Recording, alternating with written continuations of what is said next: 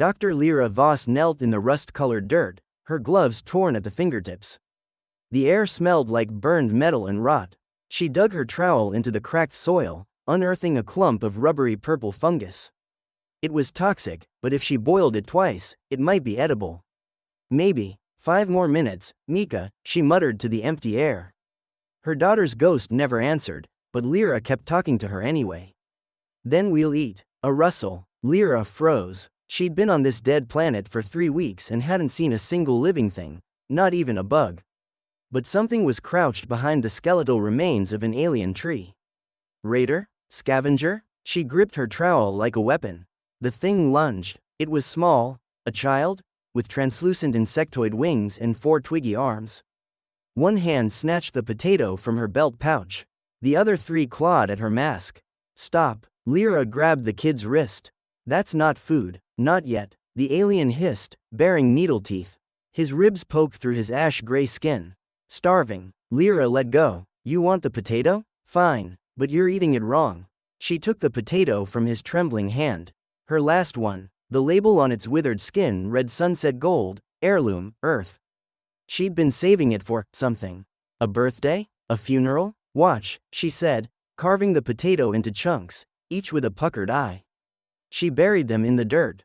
Water, light, wait, then food. The kid tilted his head. Wait, how long? Weeks. Weeks? His wings buzzed in outrage. I'll be dead in weeks. Then help me plant more. He stared at her like she'd sprouted leaves.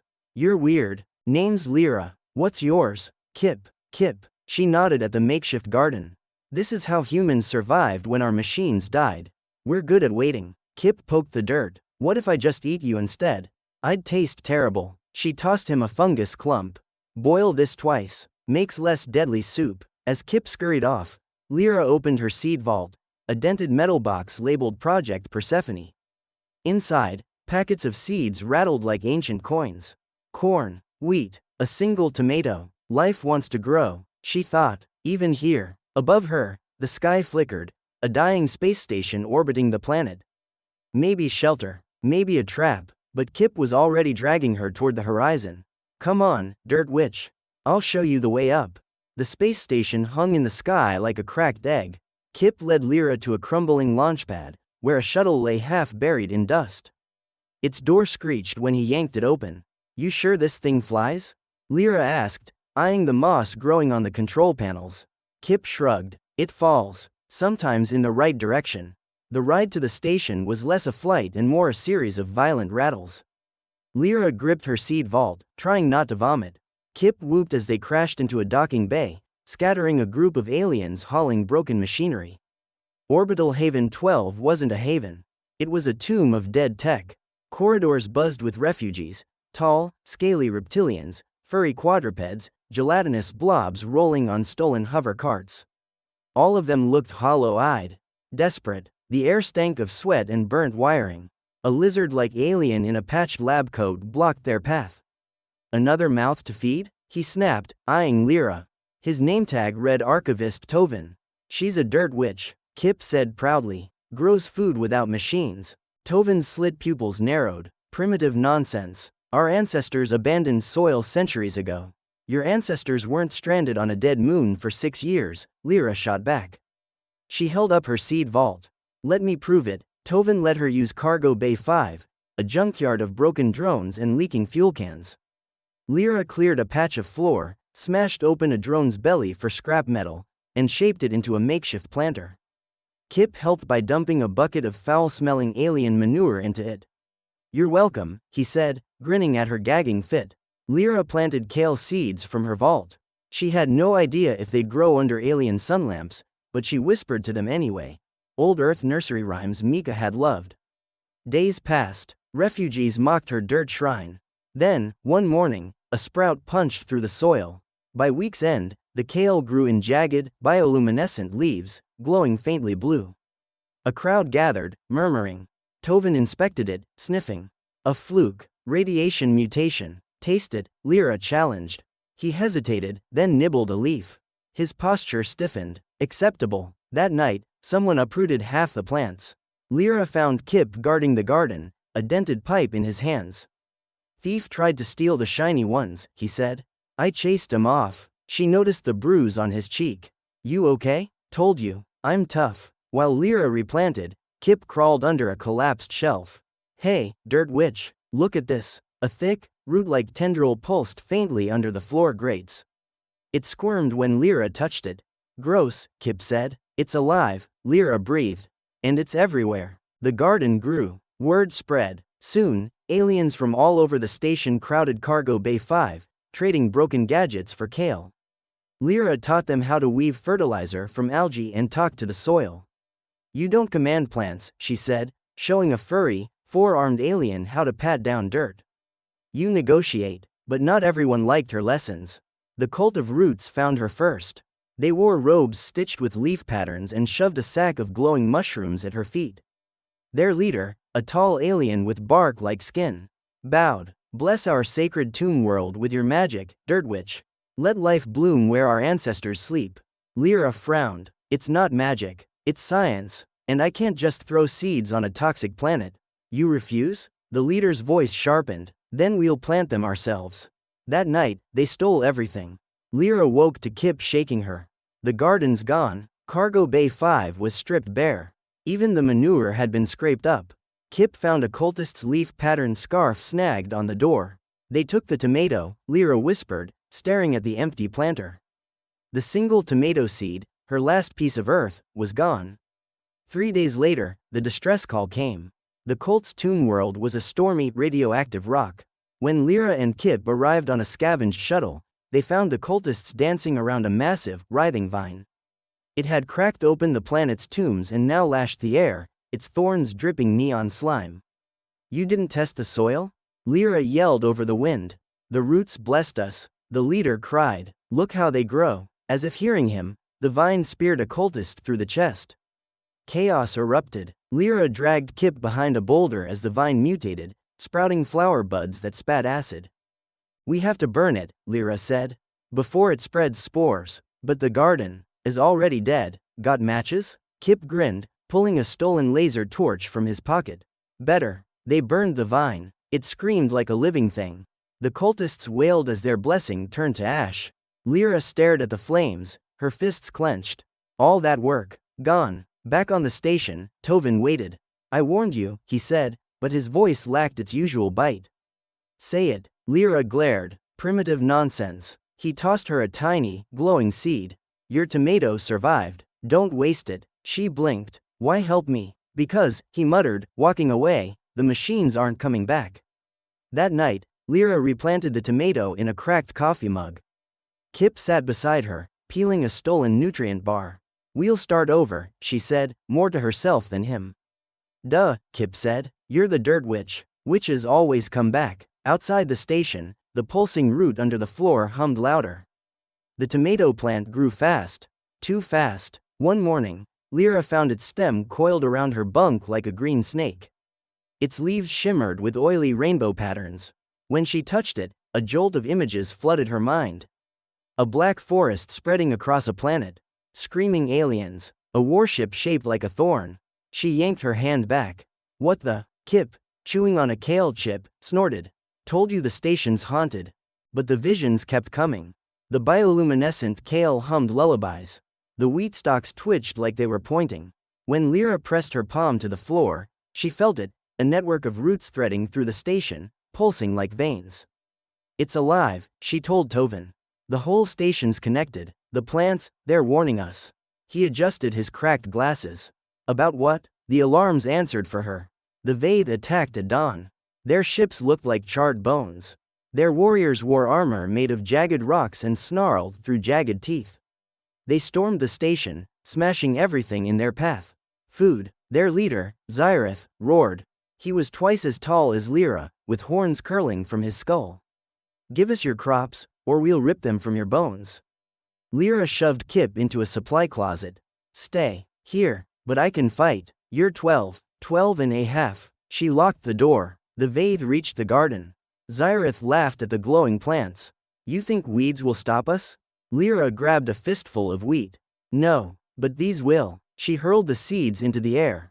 The plants burst into powder, spraying golden pollen. Xyrath inhaled and started giggling. Why is the floor melting? He slurred, batting at invisible butterflies. His warriors stumbled, clutching their heads. Hallucinations, Lyra said. My wheat's a little creative. The Vaith fled, tripping over their own feet. Afterward, Tovin cornered her. How did you know the pollen would work? I didn't. Lyra wiped sweat from her face. But desperate people try stupid things. That night, the roots under the station glowed brighter.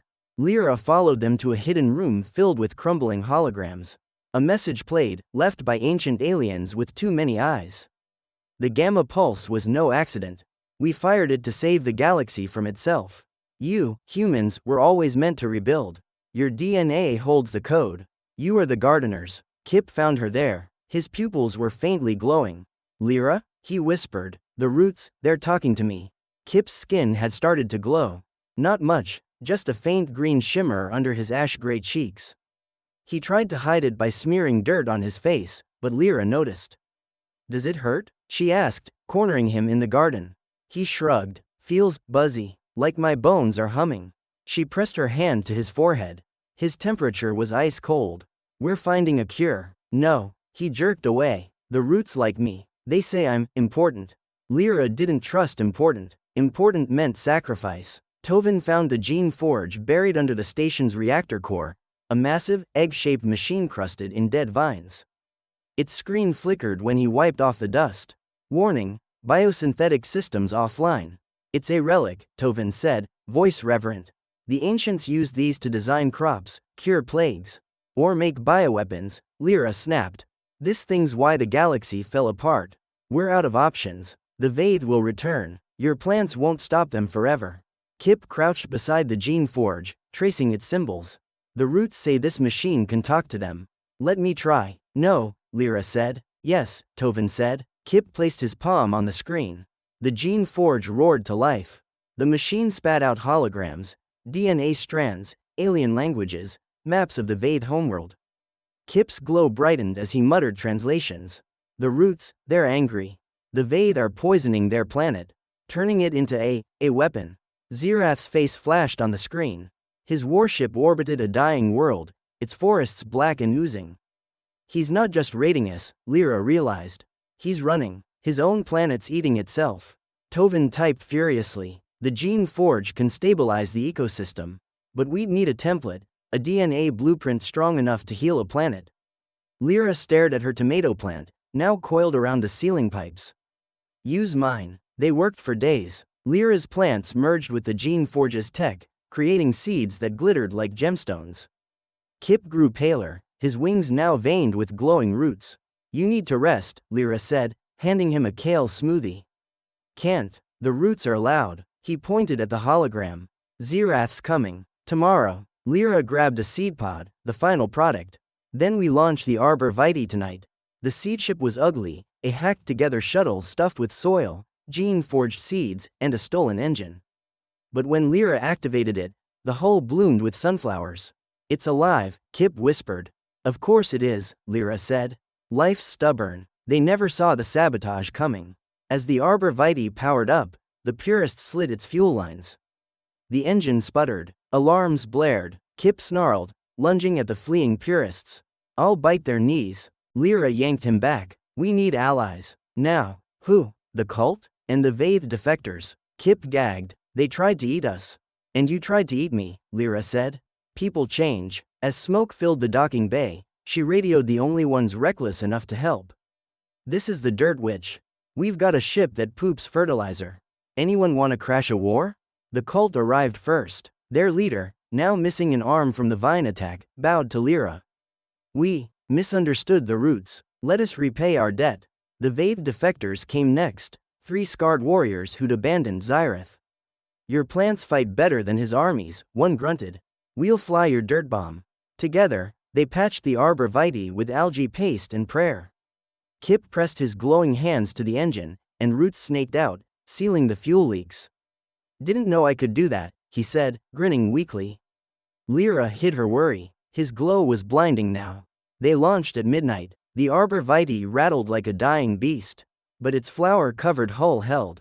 Kip navigated using the roots' whispers, while Lyra armed the seed dispersal system.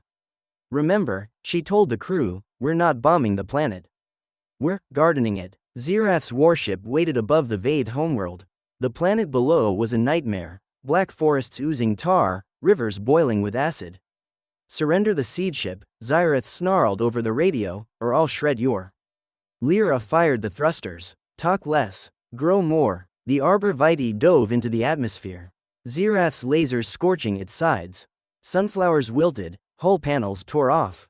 Now, Lyra yelled. Kip slammed his palm on the release button. Nothing happened. It's stuck. Of course it is. Lyra grabbed a fire axe. We do it the old way. She hacked at the cargo bay door. The defectors joined her. With a screech, it opened, and a storm of gene-forged seeds exploded into the sky. Rainbow-colored trees burst from the soil. Vines strangled the tar pits. Flowers drank the acid rivers and spat back clean water. Xerath's warship fired wildly, but a swarm of dandelion puffs clogged its engines. The ship crashed into a meadow that hadn't existed minutes before. Kip collapsed, his glow flickering. The roots under his skin pulsed like a heartbeat. It's okay, he whispered. The planet needs me, to teach it. No, Lyra said, voice cracking. You're 12 and a half. He smiled. Tell the stars I did something cool. His body dissolved into light, merging with the mycelium below. The last thing Lyra heard was his laugh, echoing in the wind. The Vaith homeworld didn't just heal, it sang. Rainbow forests hummed in the wind. Rivers sparkled with fish made of light. Alien animals Lyra had never seen emerged, their fur dusted with pollen. Even the air smelled sweet, like rain on fresh soil. Xerath's surviving warriors dropped their weapons. They stared at their transformed planet, some crying, others laughing. A Vaith child plucked a glowing flower and tucked it behind Lyra's ear. Dirt witch, she said, mimicking Kip's grin. Lyra's heart ached. Back on the station, Tovin had become a gardener. He'd turned the reactor core into a greenhouse, growing alien Earth hybrids. Refugees traded seeds like precious gems. The cult of roots, now humbled, taught composting. Even the purists grumbled about acceptable dirt. But Lyra couldn't stay. Where will you go? Tovin asked, handing her a seed pouch. She shrugged. Wherever the roots need me. Years later, Lyra wandered a jungle planet, her hair streaked green from chlorophyll. She'd planted gardens on a dozen worlds, each more bizarre than the last, floating orchards. Deserts blooming with crystalline cacti. One day, she found a dusty journal in an abandoned outpost. Her own handwriting stared back. Project Persephone final entry. If you're reading this, the roots survived. Tell Mika I. The page ended in a smudge. A voice chimed behind her. Auntie Lyra? She turned. No one was there. Just a breeze carrying the scent of roses. Then she saw them. The roses were singing. Their petals vibrated with a melody Mika used to hum. Lyra laughed, tears in her eyes. As the garden swelled into chorus. Somewhere, Kip's voice giggled in the leaves.